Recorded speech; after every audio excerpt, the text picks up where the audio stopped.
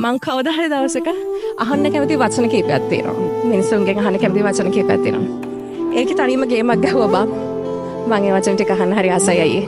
අපේ ජීවිතේ කවදා හරි දවසක අපි ආපස්සට හැරිලා බලපුවාම අපිට කියන්න ලස්සන කතාවක් ඉතුරු වෙන්න ඕනනේ අයියේ. ඉතින් මේ කතාව ඇතුලේ ප්‍රතික්ෂේප වීම, බිඳ වැටීම්, කලකිරීම, රැවටීම්, විවේචනයට ලක්වීම මේ හැම දෙයක්ම තියෙනවා. ඒ හැම දෙයකින්ම පස්සේ ඔයාව හොයාගන්න ඕනේ. ඔයාට ආදරය කරන්න ඕනේ. ඔයාගේ ගමන නොනවත්තා ඉදිරියට යන්න ඕනේ.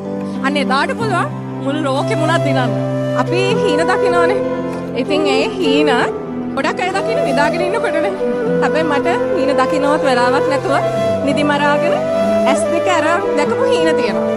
ඒ සමහරක් හීන වලින් එකක් තමයි මේ. ඒ හීන කොච්චර ලස්සනද කියනවනම් තාමත් දකින්න මේ හීනයක්ද කියලා හිතන තරමටම සුන්දරයි. එදා මං හිතාගත්ත අනිවාර්යෙන් දවසක මට පුළුවන් තාක් දුර මම්මගේ ව්‍යාපාරයක් ගෙනියනවා සහ දවසක